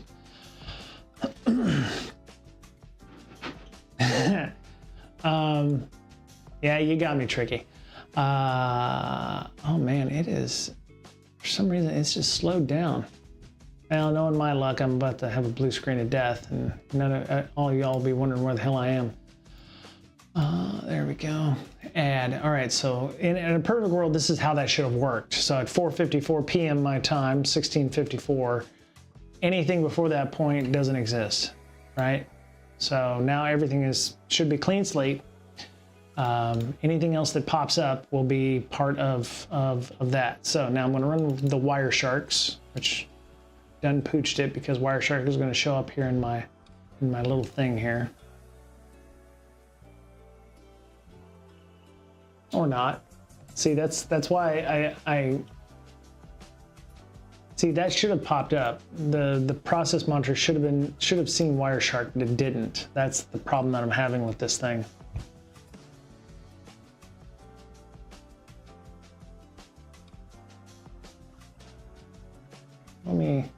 So I haven't started the malware yet, so let me unapply that filter. 454. Oh, so I did see the Wireshark, and the dump cap stuff, but it just didn't show it at all. It's really weird. Okay, so no, actually Wireshark wasn't running in the background. There's nothing running down here at the time. So okay, so 454. Actually, we should probably remove this one. All right. Yeah. The other thing I want to do. Let's minimize that. All right. So add and then apply. All right. So everything's good. Everything's good. I'm gonna consider it good at this point. There was a 10.10.10.7 up there. I don't know what that was for. Oh, browser. Okay.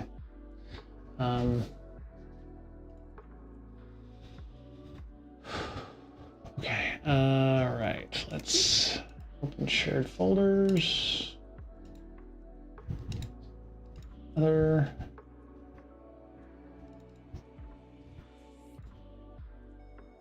Select folder, mount, okay. Windows E to bring up your shared folder.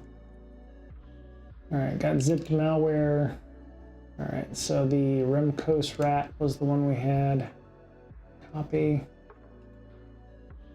close that, paste, turn off the folder. All right. No, I don't want the firewall turned on. That's the point. All right, and then 7-zip.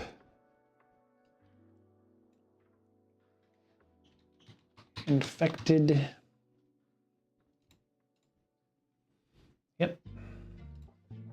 And then extract all.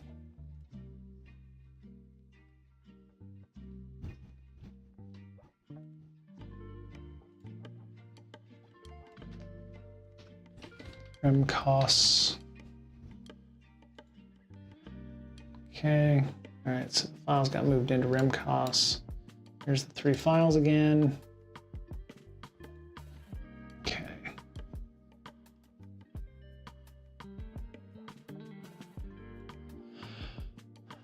New plan, the file is hosted at Kaku Security. You just didn't know the file name. Oh. Okay.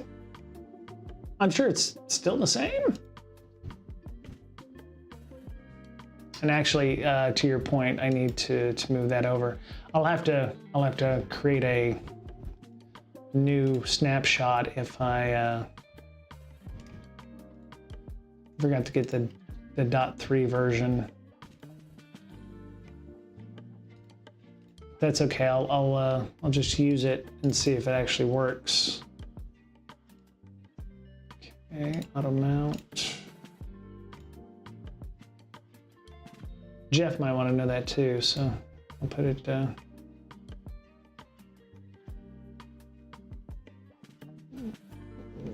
Oh, VBox share there. Okay, and then command watcher. Okay. Right click. So the 32 and 64-bit versions thereof. Okay. What I'll do is I will just 7-zip extract to. Oh, right. Security. There you go. Cool. All right. So we got command watcher 64-bit, command watcher 32-bit. All right. So I don't have anything running there. So let's start the 64-bit version. So you see they have different modes here, interactive, manual. So the manual version, the app will check if script-related processes are running, then it'll suspend the process, extract the command line data, and kill or resume the process based on the user's selection. Command line data is then displayed in the text box along with the PID, or the app will suspend all new processes, extract the command line data, then display a message box to allow the user to kill or resume the process. Yes, don't forget to close down the share. Thank you, Tricky. Good catch. Thank you so much. And then, of course, they have different ones down here in user defined. And add additional processes by entering the process name in the proper case without the extension separated by commas. Yeah, it's weird. All right, so we've got that running. So it's manual or interactive. All right, so we will give this a shot. Where's our malware? Okay.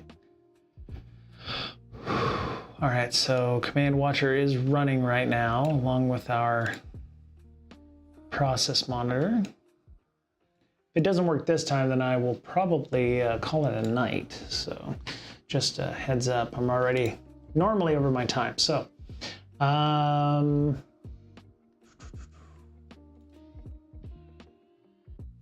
go.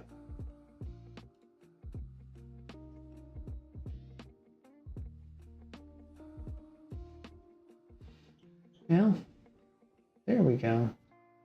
See, there's a lot of shit running in the background. I mean, I have a feeling that whatever is spawned is being hidden by that filter of, you know, if it started before a certain amount of time, including things like, you know, the command.exe that was running or what have you.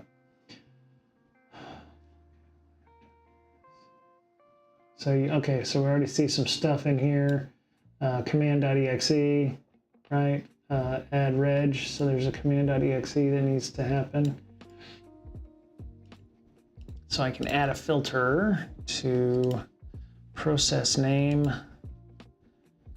is command.exe, add, apply. I missed it. But the Cisco updater Cisco thing is the DLL that is now in the documents folder, which you can see if you If you only believe in the heart of the cards. Whatever was created today. So there's the DLL. Cut. Actually, copy.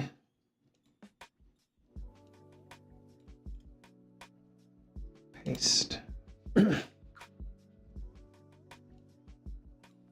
Actually kind of like .3 so far. It's not awful. So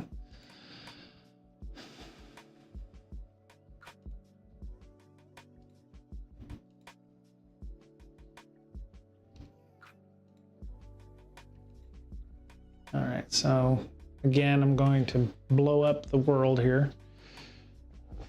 Excuse me. There we go.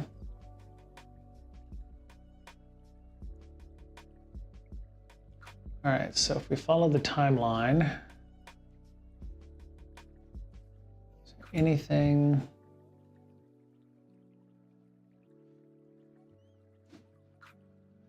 Also, Command Watcher didn't kill the CMD or show the or it showed the CMD, but it didn't give me a warning or anything.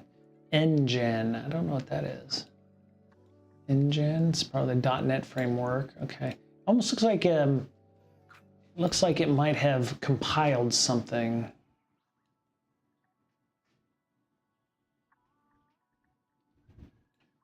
All right, so let me see if I can filter on CMD now and see if there was something that showed up in the list. There we go. Okay, that's a little better now.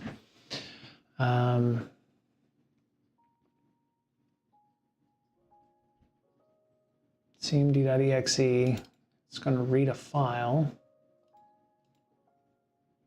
Yeah, so reg add, okay, so there's some registry keys that get added to current version run, and it's looking at updater Cisco DLL point. So it's adding a registry key. Huh, okay. Hey, Digital Warhead, all right, take off, man. Thank you for coming and hanging out. I appreciate you. Registry editor. All right, so we got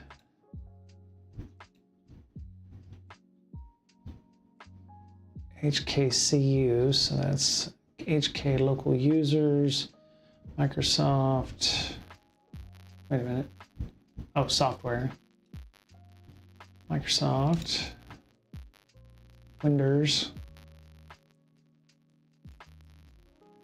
Windows, current version, and run.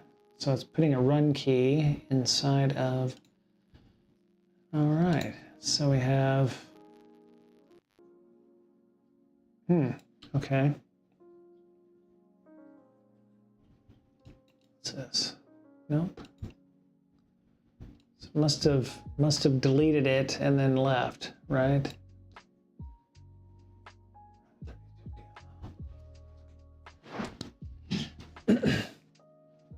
All right, can I find?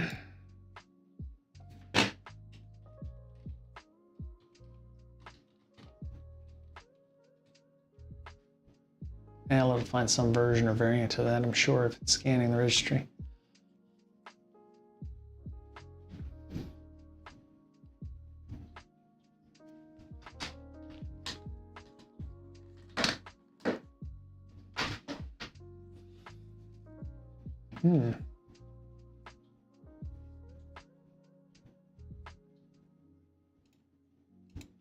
Oh, okay, something hung. There we go. All right. I don't think it was going to find that. I would have found it otherwise, I think. All right, let's go back in and look at his rights. So, operation contains right.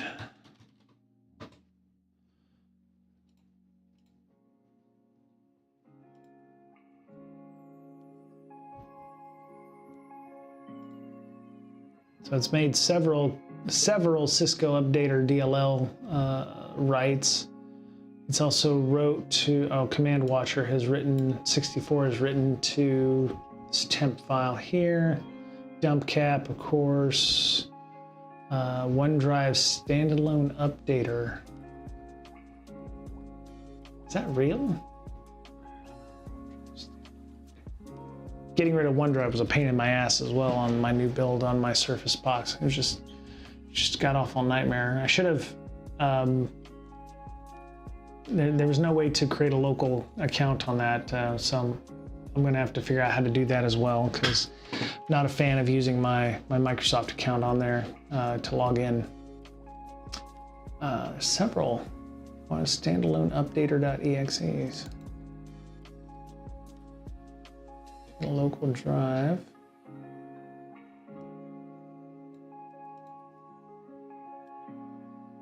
Say that again. Windows 11 would not allow me to make a local user account only. There's some discussion, especially on the Surface build. The Surface build is different than the Windows 11 media creation build, in that you used to be able to make an optional local user, but it doesn't give you that option anymore. There was a way to do it with the media creation ISO where you could open it in Rufus and add something to the configuration file to make it ask for or automatically set a local user, but it doesn't have that ability anymore in Windows 11. All right, so that, I don't know, that looks somewhat-ish legit.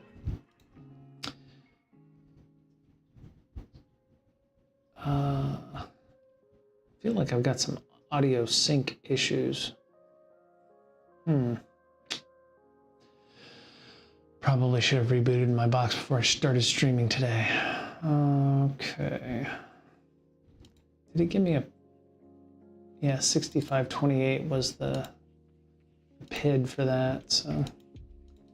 What I'd love is for it to be able to filter. 6528. WMI ADAP. That's not it. Locked down on initial startup. You have to create after and clear the original profile. Yeah. Yeah.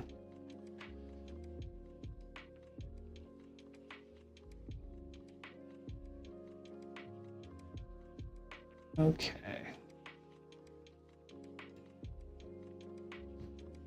So there's definitely less noise when you're running version 3, which I'm not against. That's kind of interesting. So I wonder if I ran it interactive. Let me go start. Okay. So if I want to be noisy and ugly, I could just go back into Remcos and double click on, okay, so there's what I'm used to seeing right now with all the DLL hosts and all that junk. All right, so he's Remcos, yep.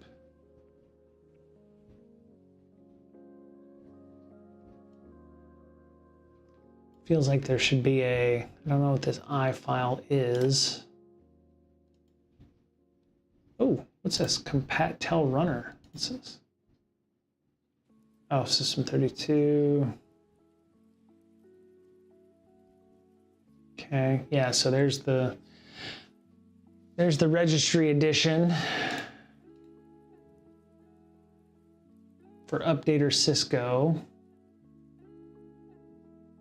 Yes.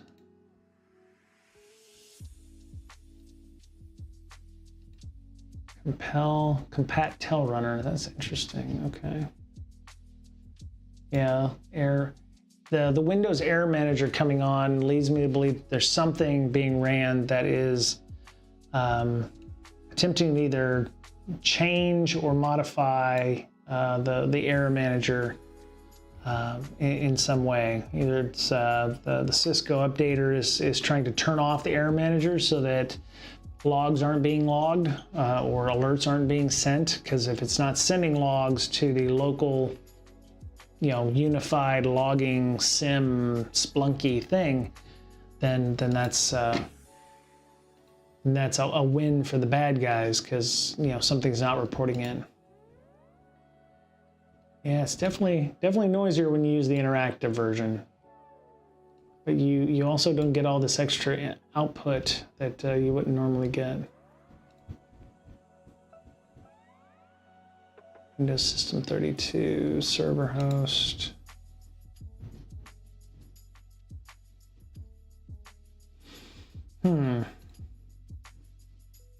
Okay, so what did I learn from this? One, I'm still not 100% on analyzing malware, and probably need to go back through and write down some notes based on, because I was doing things like operation rights, that kind of thing, regexes for looking up IP addresses.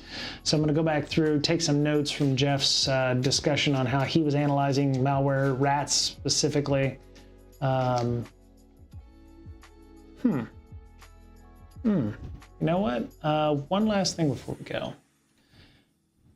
He has a Rat King parser, so a parser for rats, remote access Trojans. So what I'm thinking of doing is I'm going to run Rat King parser on the exe file. It's a complete shot in the dark. I don't even know if it's going to work that way or not, but rat king parser.link. That's not what I wanted. It is a Python file, isn't it?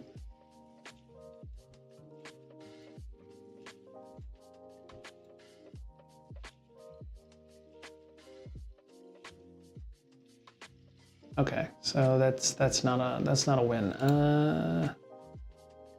Right.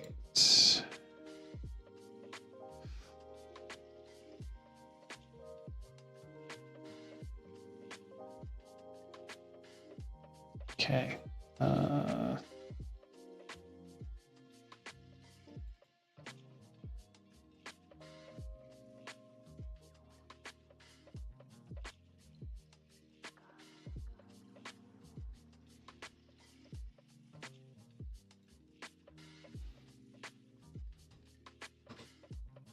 All right, so we'll go Python, Rat King parser.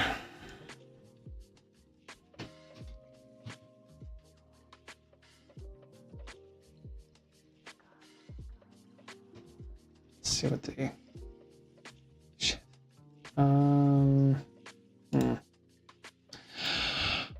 Yeah, I've still got some stuff to do on learning how to analyze malware. There may be some books to get. I may have to go back through and watch some more of his videos. I would suggest doing the same if you want to. There's several tools out there. I'd like to thank Tricky for finding 0.3 for me in multiple places, so that's great to find. I've got it in my shared folder now, so I'll never lose it. I may have to, install it on my Windows box and then take a new snapshot so that I've got that tool. These aren't all the only tools for analyzing malware as well. So there may be some other things out there that you can do to enhance your experience. And it seems like every malware analysis how-to or tutorial has their own tools. So, do what you can to look through them. Some of our future streams may be just, hey, let's go investigate a tool instead of trying to analyze malware with it. We'll see okay, how do you actually use it? Which would be very good to do. And yeah, so it's still 85 degrees here, so I've got some sunlight. I'm gonna go get in the pool because it's gonna be hot as balls this weekend. So hope everyone has a good weekend. As a matter of fact, probably, is it worth going and stream? Let's see who's online right now. Twitch.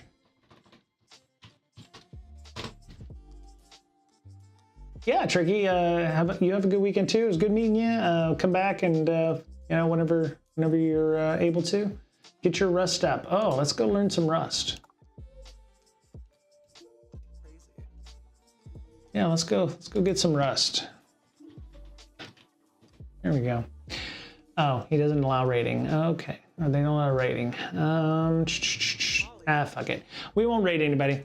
All right, have a good weekend. Take care of yourselves, and I'll see you back next week. We will have a good time, and maybe we'll poke around on some tools and see how to better use them, and maybe I will go grab the exact hash so that we can follow along in certain write-ups on that. So take care. Y'all have a good weekend. Be safe. Drink a lot of water. Stay hydrated. Stay out of the sun. And we'll talk to you soon. Bye, everybody.